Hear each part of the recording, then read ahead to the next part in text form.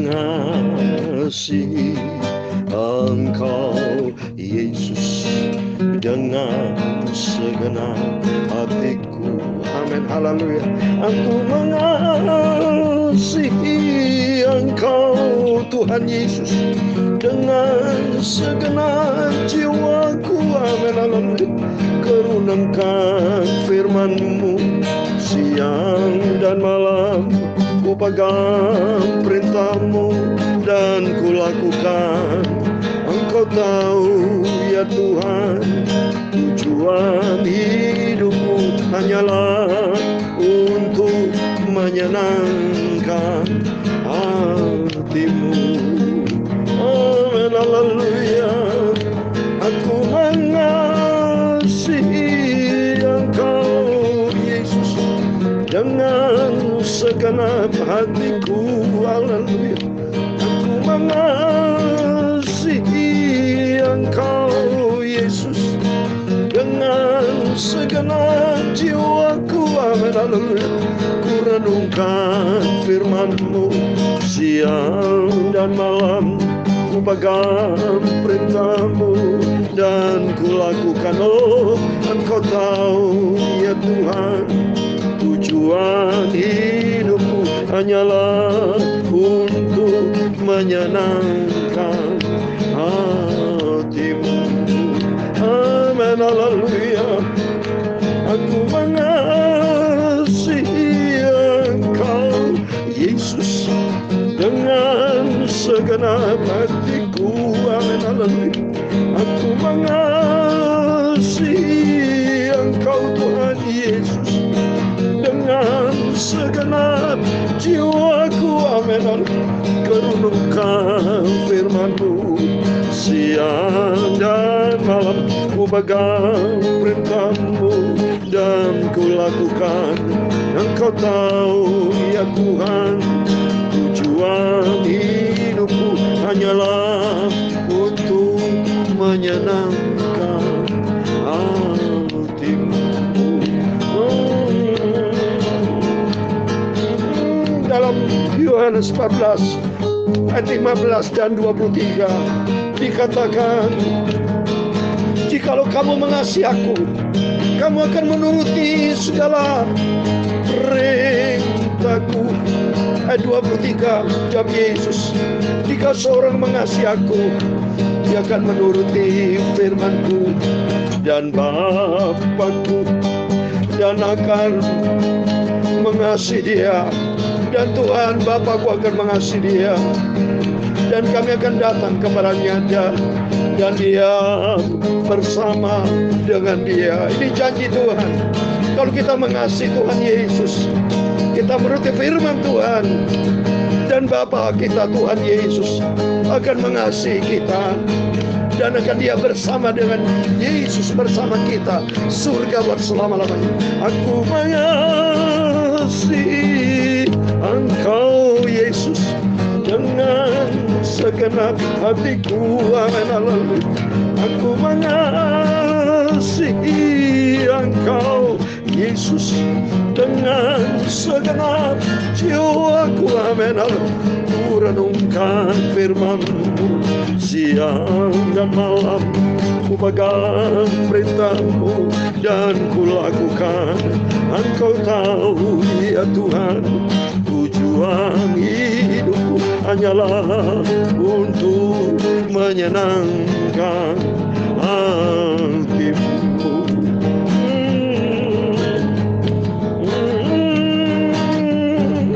Ya Tuhan, punya mula kebesaran dan kejayaan, kehormatan, kemasyuran dan keagungan, ya segala-galanya yang ada di langit dan di bumi. Ya Tuhan, punya mula kerajaan, dan Engkau yang tertinggi itu melebihi segala-galanya sebagai kepala, sebab kekayaan dan kemuliaan berasal daripada-Mu, dan Engkaulah yang berkuasa atas segala-galanya. Dalam tangan-Mu lah kekuatan dan kejayaan. Dalam tangan-Mu lah kuasa membesarkan dan mengokohkan segala-galanya. Sekarang ya Tuhan Yesus, Bapa kami bersyukur kepada-Mu dan memuji nama-Mu yang agung mulia itu. Amin. Haleluya. Engkau tahu ya Tuhan, tujuan hidupku hanyalah untuk menyenangkan hati-Mu. Oh, haleluya. Engkau tahu ya Tuhan, tujuan hidupku hanyalah untuk menyenangkan hati-Mu. Amin Bapa. Segala puji, hormat, kebesaran, tinggian, kemuliaan, keagungan, kesempurnaan, kekudusan, segala-galanya bagi Engkau Tuhan Yesus. Kuduskan mulut hamba-Mu, sucikan hati kami, tubuh jiwa roh kami Tuhan. Kuduskan Bapa.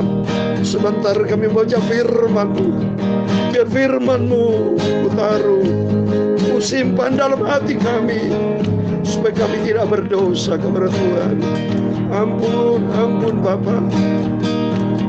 Kami mau damai dengan Tuhan, damai dengan sama, hidup di dalam kasih-Mu yang sempurna.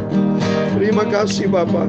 Segala puji, hormat, kebesaran, ketinggian, kemuliaan, keagungan, segala-galanya bagi Engkau Tuhan kami Yesus Kristus. Haleluya. Amin. Puji Tuhan. Shalom dan selamat pagi. Selamat kita berjumpa kembali pada hari Minggu pagi tanggal 13 Februari 2022. Harinya Tuhan Bapak Ibu. Kita mengasihi Tuhan, kata firman Tuhan. Kalau kita mengasihi Tuhan, kita mau taat, turut segala perintah Tuhan. Hari ini adalah Minggu, harinya Tuhan. Ada ibadah baik online, onsite, tidak ada masalah. Yang penting kita mencari Tuhan. Karena firman Tuhan katakan dalam Keluaran pasal 23-25 tentang ibadah Bapak ya.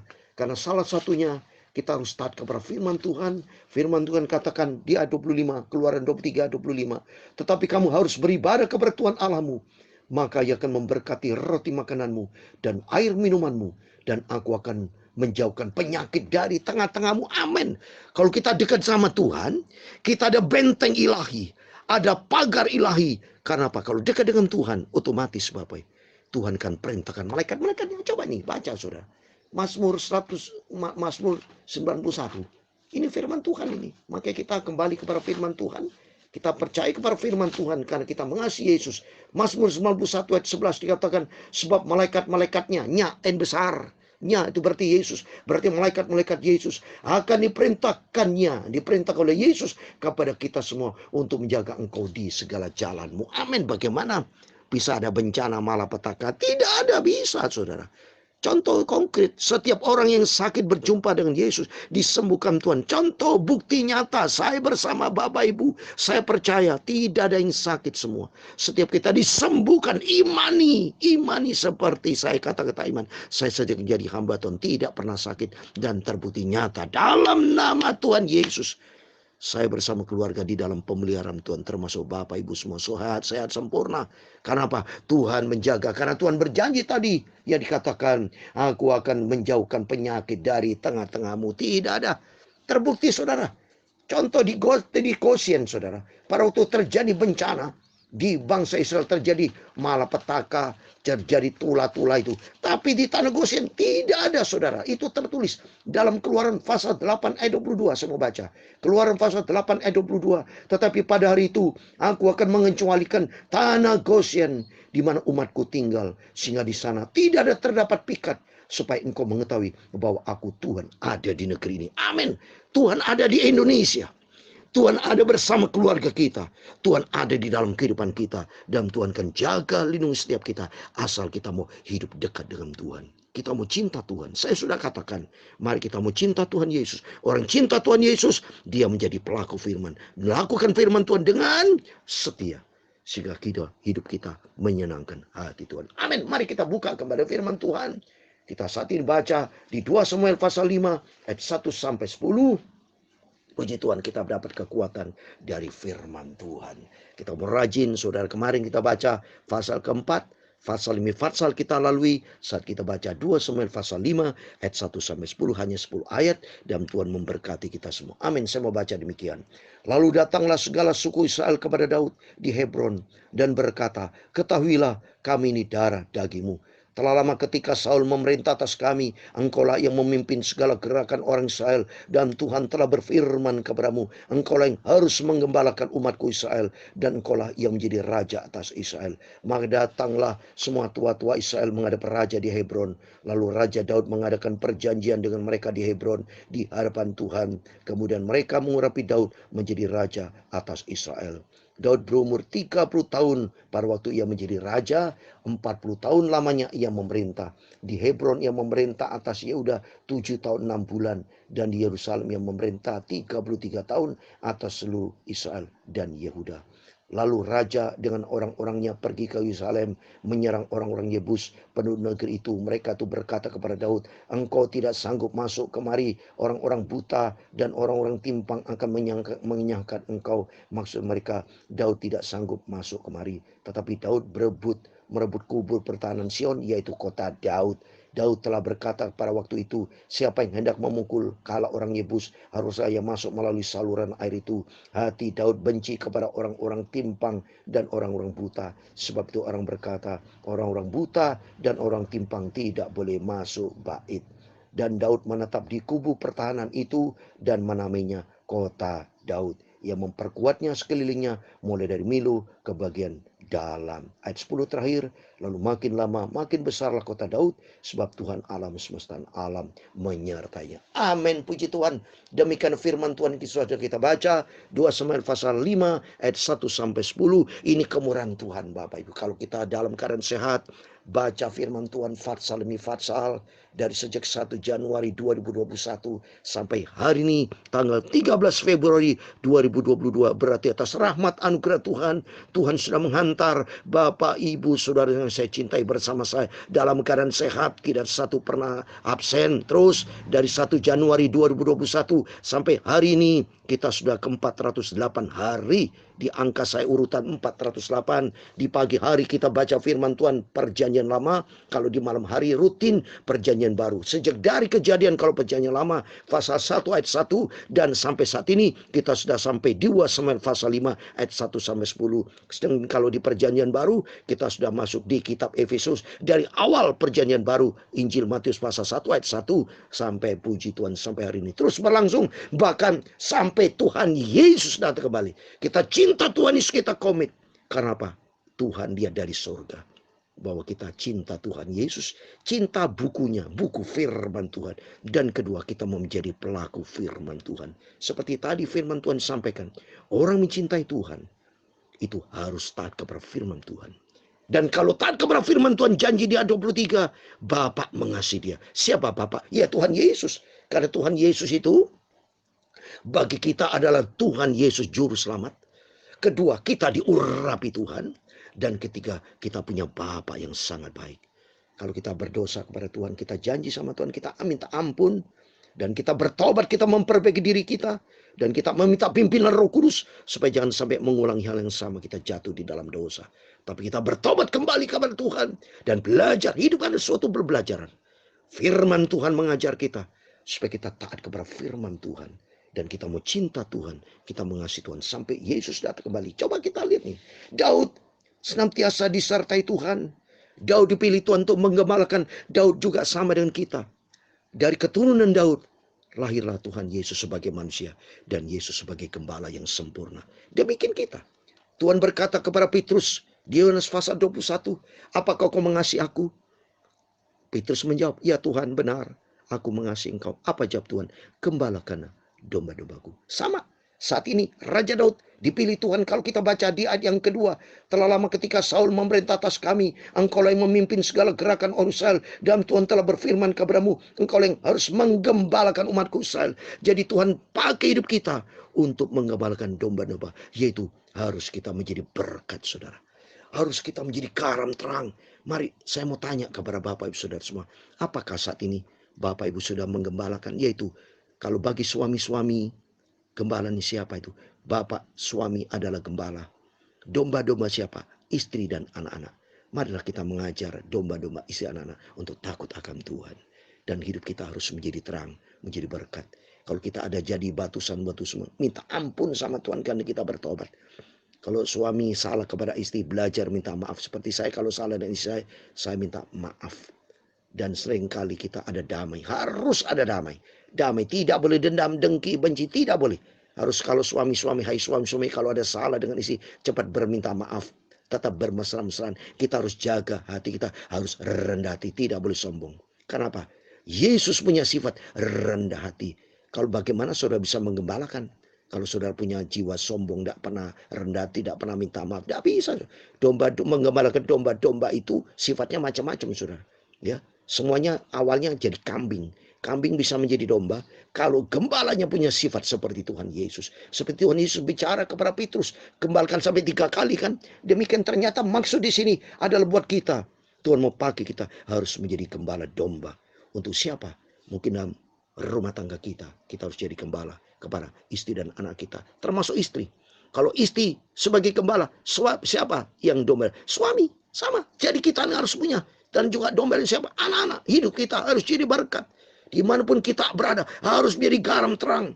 Supaya nama Tuhan dipermuliakan. Terus berikutnya. Yang kedua. Penyertaan Tuhan untuk Raja Daud. Coba ini. Di ayat 10. Lalu makin lama makin besar kuasa Daud. Sebab Tuhan Allah semesta alam menyertainya. Ini penting ada penyertaan Tuhan. Dalam seluruh perjalanan langkah kita harus ada penyertaan Tuhan. Di luar penyertaan Tuhan kita hancur dan binasa. Dalam Yohanes 15 ayat 5. Coba sebagai terakhir. Yohanes 15 ayat 5 saya mau bacakan.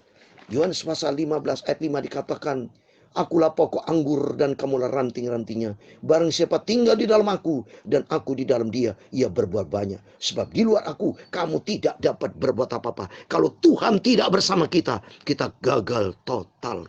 Hancur kita. Apa yang kita kerjakan gagal. Di luar Yesus tidak bisa berbuat apa-apa.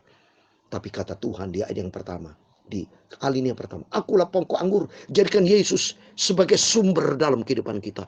Pokok anggur, anggur damai sejahtera, anggur sukacita, anggur berkat, anggur memberikan kita sehat, sehat rohani, sehat jasmani. Kita harus datang kepada Yesus, jadikan Tuhan sebagai sumber dalam kehidupan kita. Dan kita adalah ranting-rantingnya. Kita adalah domba-domba yang akan dikembalikan oleh Tuhan Yesus. Kalau kita mau taat. Sehingga kalau kita ada di dalam Yesus, dikatakan, barang siapa tinggal di dalam aku ada di dalam dia. Pantesan Daud disertai Tuhan. Karena Daud selalu andalkan Tuhan.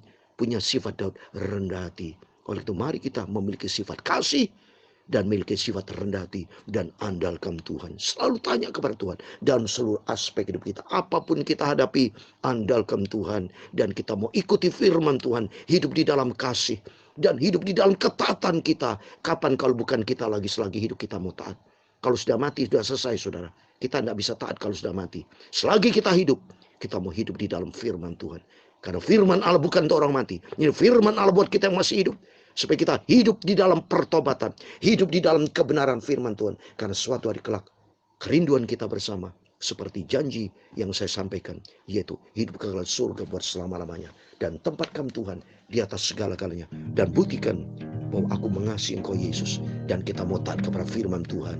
Dan hidup kita berkenan sama Tuhan. Menyenangkan hati Tuhan. Dan hidup menjadi pelaku firman Tuhan. Renungkan firman-Mu siang dan malam. Dan kita terus pegang firman Tuhan sesuai dengan pujian ini. Dan Tuhan mau pakai hidup kita untuk tujuan kemuliaan Tuhan. Dan Tuhan memberkati kita semua. Amin. Aku mengasihi Engkau Yesus dengan segenap hatiku. Amin. Haleluya. Aku mengasihi Engkau Yesus dengan segenap jiwaku. Amin. Haleluya.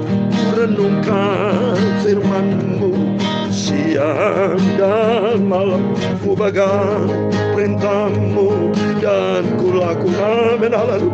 Engkau tahu ya Tuhan, tujuan hidupku hanyalah untuk menyenangkan hati-Mu. Amin. Engkau tahu ya Tuhan, tujuan Tujuan hidupku hanyalah untuk menyenangkan hatimu. Oh, Engkau tahu ya Bapa Tuhan Yesus, tujuan hidupku hanyalah untuk menyenangkan hatimu. Pakai kami ya Tuhan untuk tujuan yang mulia, berguna bagi kerajaan Allah, hidup menyenangkan hati Engkau. Terima kasih Tuhan Yesus. Tuhan memberkati Engkau dan melindungi Engkau. Tuhan menyinari Engkau dengan wajah-Nya dan memberi Engkau kasih karunia. Tuhan menghadapkan wajah-Nya kepadamu dan memberi Engkau damai sejahtera. Bapa kami yang di surga, dikuduskanlah namamu, datanglah kerajaan-Mu. Jadilah kehendak-Mu di bumi seperti di surga. Berikanlah kami pada hari ini makanan kami yang secukupnya, dan ampunilah kami akan kesalahan kami, seperti kami juga mengampuni orang bersalah kepada kami. Dan janganlah membawa kami ke dalam pencobaan, tetapi lepaskanlah kami daripada yang jahat, karena Engkaulah yang punya kerajaan dan kuasa dan kemuliaan sampai selama-lamanya. Amin. Puji Tuhan. Selamat pagi, selamat hari Minggu, selamat kita beribadah kepada Tuhan, online, onsite, dan alami perjumpaan dengan Tuhan. Hidupmu diberkati Tuhan. Tuhan bersama kita, Immanuel. Puji Tuhan. Haleluya. Amin.